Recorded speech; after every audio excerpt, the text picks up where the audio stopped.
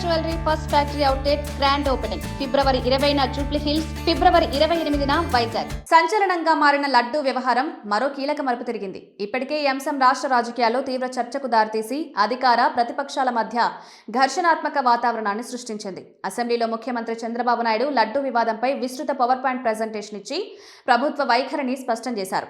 ఇదే సమయంలో మండలిలో ఇందాపూర్, హెరిటేజ్ అంశాలపై వస్తున్న ఆరోపణలపై కూడా చర్చకు సిద్ధమవుతున్నారు. లడ్డూ తయారీలో కల్తీ నెయ్యి వినియోగం, నాణ్యతా లోపాలు వంటి ఆరోపణలు వెలుగులోకి రావడంతో కేసు మరింత సీరియస్ మలుపు తీసుకుంది. ఈ నేపథ్యంలో సుప్రీంకోర్టు పర్యవేక్షణలో నియమితమైన సిట్ సుదీర్ఘ విచారణ నిర్వహించి ఛార్జిషీట్ దాఖలు చేసింది. ఆ ఛార్జిషీట్లో ప్రస్తావించిన కీలక అంశాలు రాజకీయ వర్గాల్లో పెద్ద చర్చకు దారితీశాయి. కూటమి, వైసీపీ మధ్య పరస్పర విమర్శలు మరింత వేడెక్కాయి. ఇదే సమయంలో రాష్ట్ర కేబినెట్ నిర్ణయం మేరకు ప్రభుత్వం ఏకసభ్య కమిషన్ను నియమించింది. మాజీ ప్రభుత్వ ప్రధాన కార్యదర్శి దినేష్ కుమార్ కు విచారణ బాధ్యతలు అప్పగించింది. ఇప్పటికే సిట్ విచారణ కొనసాగుతున్న నేపథ్యంలో మరో కమిటీ నియామకంపై సుబ్రహ్మణ్యం స్వామి సుప్రీంకోర్టులో పిటిషన్ దాఖలు చేశారు. ఈ పిటిషన్పై విచారణ జరిపిన సుప్రీంకోర్టు ఆఫ్ ఇండియా ప్రభుత్వం నియమించిన కమిషన్ను కూడా చట్టబద్ధంగా విచారణ చేపట్టవచ్చని స్పష్టం చేసింది.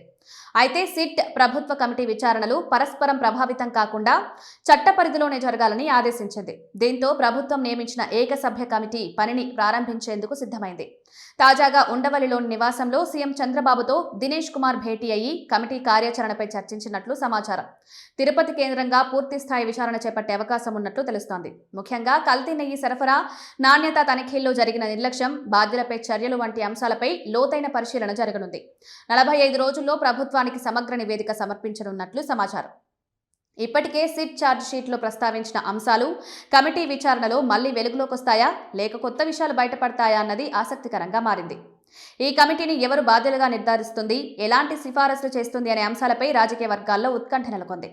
మొత్తానికి లడ్డూ వివాదం కేవలం నాణ్యత సమస్యగానే కాకుండా రాజకీయ ప్రభావం కలిగించే అంశంగా మారింది. రాబోయే 45 రోజుల్లో కమిటీ నివేదిక వెలువడిన తర్వాత రాష్ట్ర రాజకీయాల్లో మరోసారి చర్చలు ముదిరే అవకాశం కనిపిస్తోంది.